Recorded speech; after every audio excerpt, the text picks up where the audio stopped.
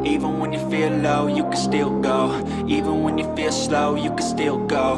Even when there's no hope, you can still go. I never answer to no, man, I still go. Go, go, go, go. Halo viewers, bareng Ed Glipper lagi di sini. Terima kasih banyak buat yang selalu menonton video terbaru channel ini. Semoga kalian senantiasa sehat dan selalu swasembada kuota. Bertepatan dengan Hari Senyum se-Zimbabwe, kali ini Ed Glipper akan ngasih klip dan review sebuah film yang bertemakan senyuman. Film ini berjudul Smile. Senyum bukan sembarang senyum. Senyuman di film ini entah kenapa terlihat seram dan selalu berakhir dengan kematian. Kok bisa ya? Baiklah, mari kita cari tahu. Tonton sampai habis, subrek dan kasih tahu teman-teman kalian. Cerita berawal dari keadaan sesosok jasad wanita yang sepertinya tewas akibat overdosis.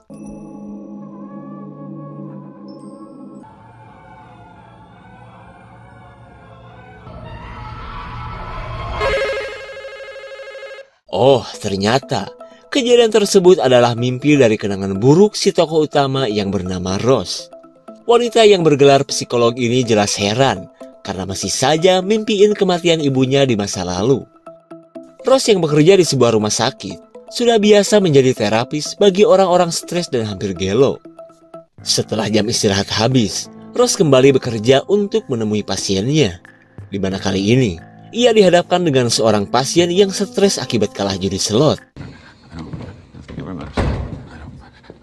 I'm dying. No. All around me squeezing. Ketika si pasien terus merengek, rumah sakit kedatangan pasien lagi dari kalangan mahasiswi yang katanya suka berperilaku aneh.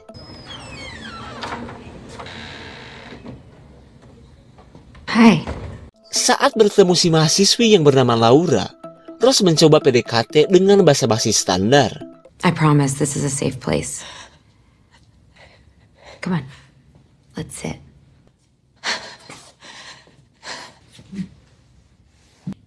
Day of the week is it?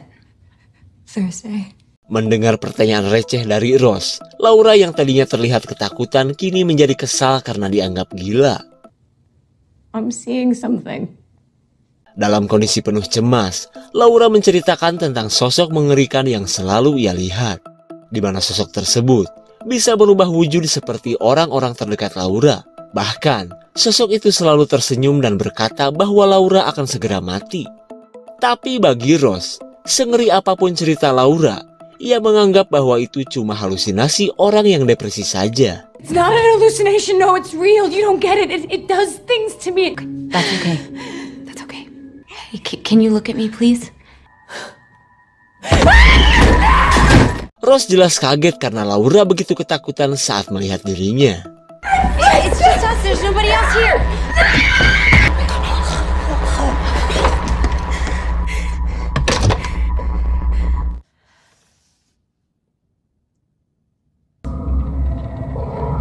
Ketika Laura senyum dengan mimik yang aneh, Rose mencoba untuk mengajaknya kembali duduk.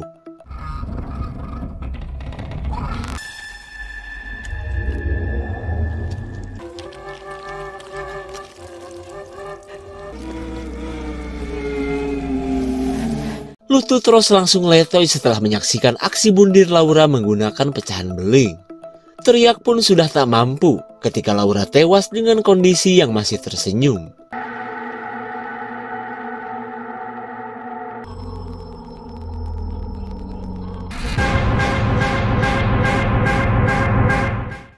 Singkat cerita, Rose ditemui temannya yang seorang anggota polisi. Setelah menceritakan semuanya, Rose yakin perilaku dan senyuman Laura yang aneh adalah puncak dari depresinya saja. Pria bernama Joe ini pun merasa aneh dengan perilaku bundir yang pertama kali ia temukan. Of all this, if there's anything else you can tell us that...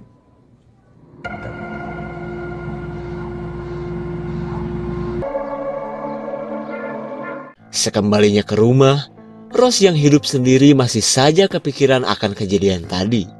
Apalagi saat melihat ceceran darah Laura yang masih menempel di bajunya.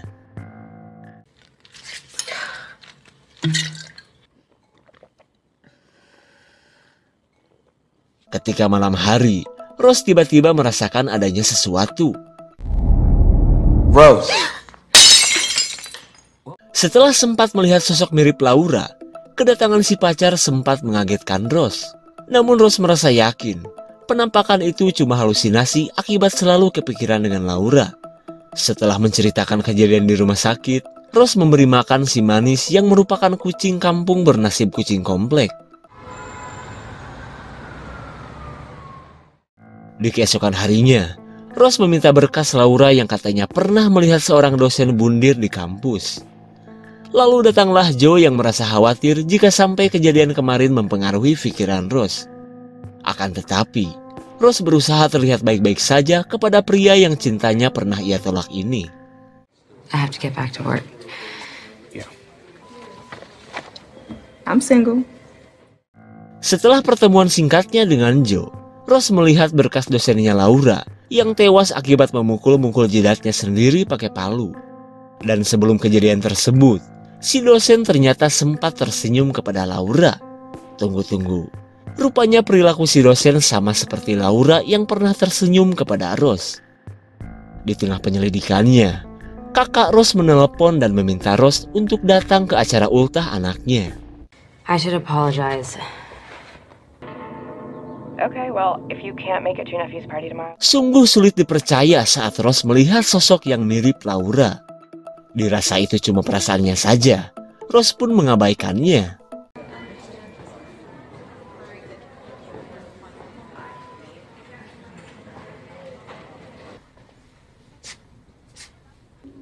Carl? She's gonna die. I'm gonna die. Everybody die. You're going to die! You're going to die! Rose jelas ketakutan karena si pasien terus menyebut Rose akan segera mati.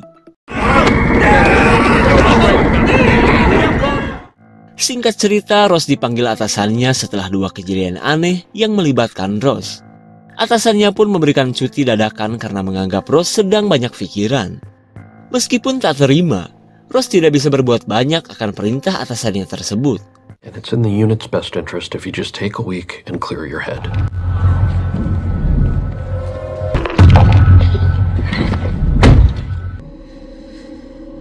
Daripada mikirin kerjaan, Rose membeli mainan untuk kado ultah keponakannya.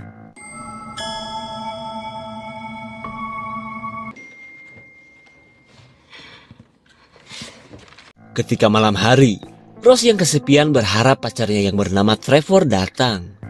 Namun karena si AA masih kerja, ia berusaha menghangatkan diri dengan minuman harum.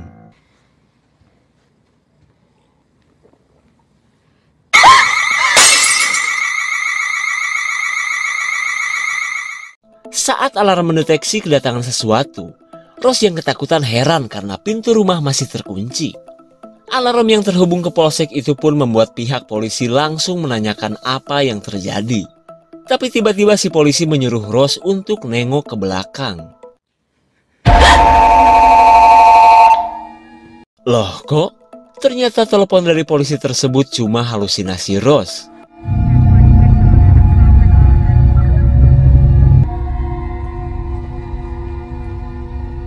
Singkat cerita, polisi tidak menemukan siapapun di rumah Rose. Sementara Trevor yang baru datang jelas nanya dan bertanya-tanya. Sambil menjelaskan, Rose berniat untuk memberi makan si manis yang kini entah berada di mana. Can you see if you can find Mustache? I haven't seen him anywhere at all. Mustache! Mungkin karena si manis sedang ajojing, Rose pun mengabaikannya saja. Ketika tengah malam, Rose iseng mutar rekaman percakapannya sewaktu bersama Laura.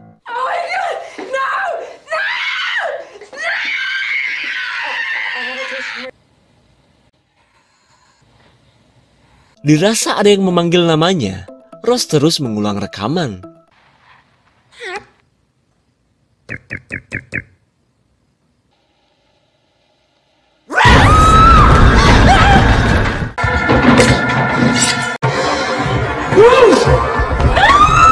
Untuk kesekian kalinya, Rose melihat sosok yang menyerupai Laura. Keadaan ini pun jelas membuat Rose frustasi. Bahkan di acara ultah ponakannya pun Rose terlihat tidak bahagia karena selalu memikirkan kejadian aneh yang terus-menerus menimpanya. Happy birthday to you. Setelah acara tiup lilin, kini giliran si bocil yang berbahagia untuk membuka kado. Dan kali ini, giliran kado dari Rose untuk di-unboxing.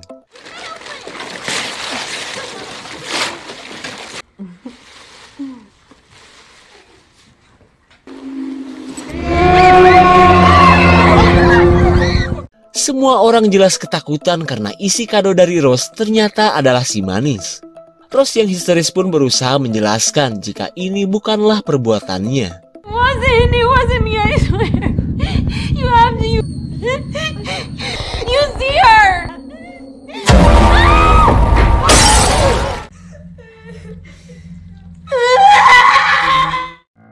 Setelah kejadian yang menggemparkan tersebut, Rose mengobati tangannya yang baret menghantam kaca.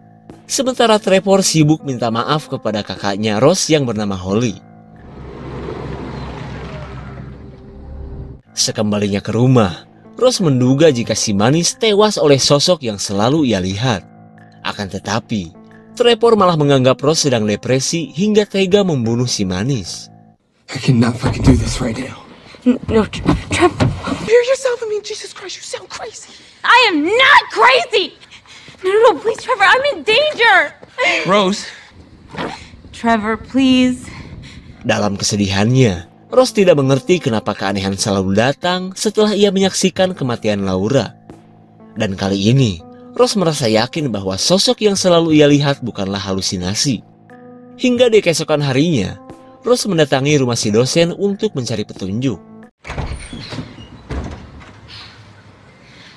He was on edge. Paranoid. Setelah menjelaskan maksud kedatangannya, istri si dosen menceritakan bahwa suaminya itu selalu berhalusinasi dan bertingkah aneh sebelum akhirnya melakukan bundir. Lalu wanita ini menunjukkan beberapa gambar sosok seram buatan suaminya. Dan ternyata, gambar-gambar ini adalah sosok yang selalu dilihat suaminya. Di mana semua penglihatannya itu bermula setelah suaminya menyaksikan seseorang yang nyengir dan melakukan bundir. Wah, ternyata kasusnya seolah berkaitan ya. Dan kali ini, Rose merasa bahwa ia sudah masuk dalam rangkaian bundir ini. Lalu Rose berkata bahwa halusinasi Pak dosen itu benar-benar nyata, seperti yang dialaminya akhir-akhir ini. Akan tetapi perkataan tersebut malah membuat wanita ini trauma, marah, hingga mengusir Rose dari rumahnya.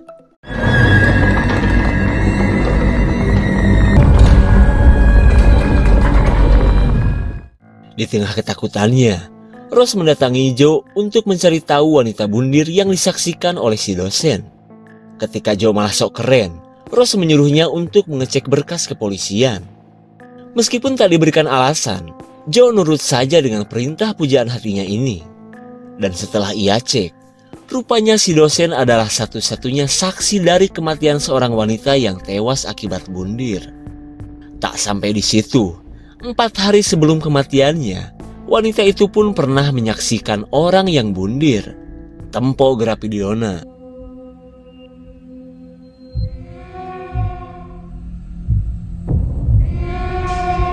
Rewind it, Joel.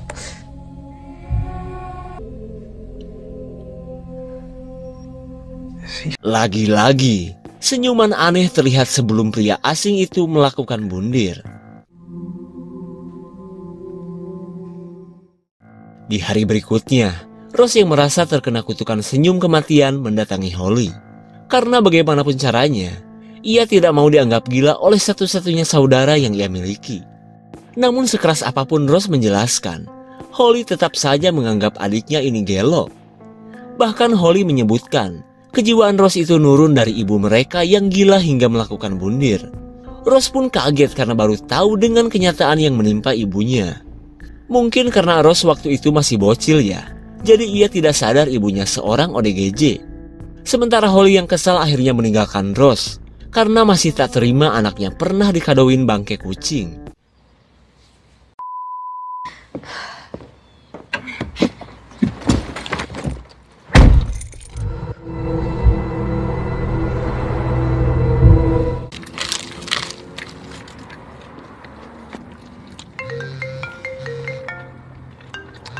Di tengah kekhawatiran Rose, Joe memberikan kabar yang mencengangkan. Karena setelah ia telusuri, Sudah 20 kasus orang yang melihat senyuman aneh hingga mengakibatkan 19 orang yang melakukan bundir. Dan itu berarti ada 1 orang yang selamat dari bundir berantai itu. Lalu Joe menyebutkan jika orang tersebut adalah seorang pria bernama Robert yang kini mendekam di penjara. Karena setelah menyaksikan orang bundir, Robert membunuh seseorang tanpa alasan. Dan 4 hari setelah Robert membunuh, saksi mata dari kelakuan Robert itu tewas akibat bundir juga. Di keesokan harinya, Rose dan Joe mendatangi lapas untuk menemui Robert yang selamat dari bundir berantai.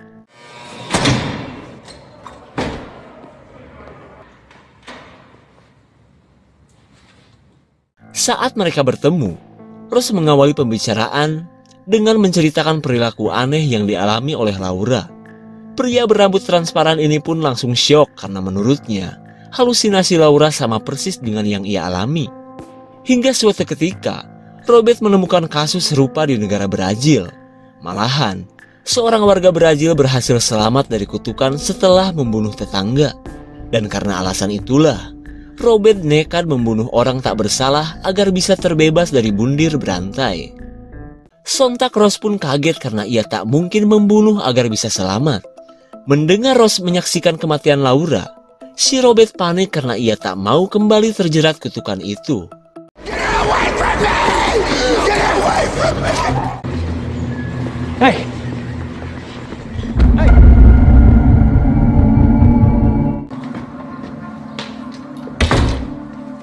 Sekembalinya ke rumah, teman Rose yang juga seorang psikolog datang setelah mendengar Rose katanya sedang depresi. Wanita yang bernama Madeline ini pun menawarkan diri untuk menjadi terapis bagi Rose. Tapi jelas saja, Rose yang merasa tidak gila menolak tawaran tersebut. Dan tak lama kemudian, Rose mendapatkan telepon dari Madeline. Lah, terus wanita ini siapa? Dan ternyata, sosok berwujud Madeline ini adalah iblis yang selama ini mengincar Rose. Sosok ini pun mengingatkan bahwa kematian Rose sudah dekat.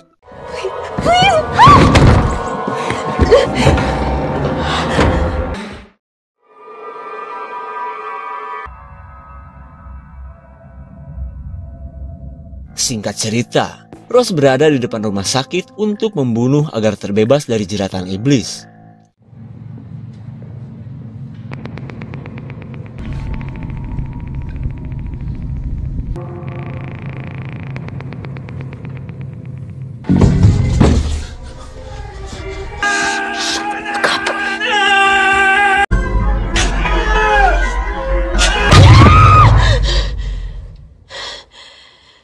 Tapi ternyata semua itu cuma halusinasi. Terlihat Rose pun tak cukup berani untuk melakukan apa yang pernah dilakukan oleh Robert. Dan hingga pada akhirnya, Rose membatalkan rencana mengerikannya itu. Ia pun bertekad untuk menghentikan bundir berantai dengan menjadikan dirinya sebagai korban terakhir.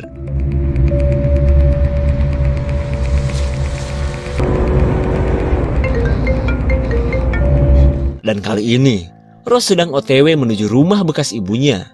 Karena ia tak ingin ada yang melihat jika sampai dirinya dipengaruhi iblis dan bundir. Bahkan Joe pun tak bisa menghentikan rencana Rose yang ingin melawan iblis tukang nyengir itu.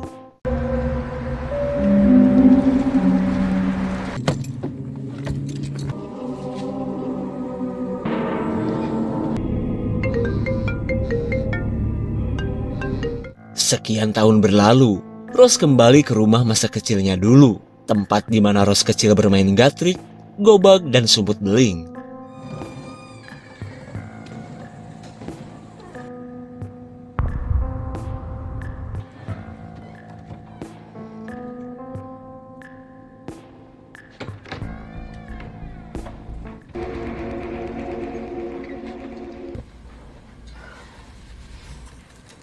Ketika malam datang, Rose bingung harus ngapain.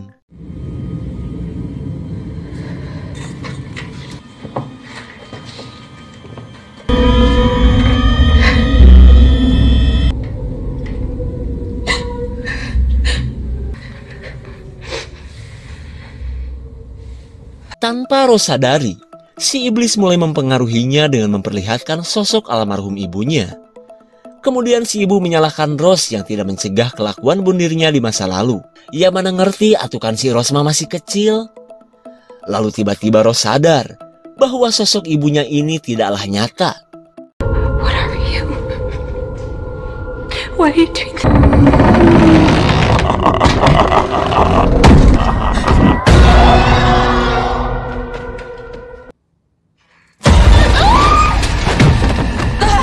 You're all mine.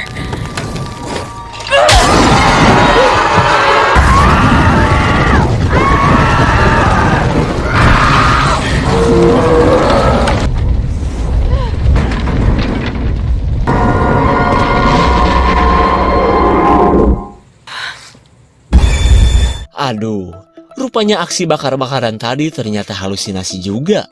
Tak lama kemudian, kedatangan Joe membuat Rose panik karena takut kutukan akan berlanjut.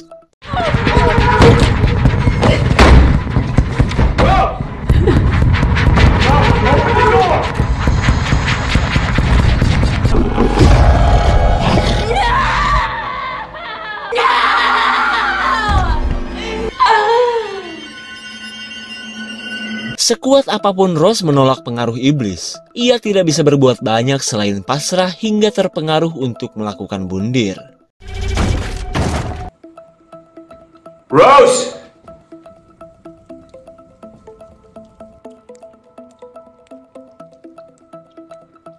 Melihat Rose bermandikan pertalit, Joe jelas harap-harap cemas.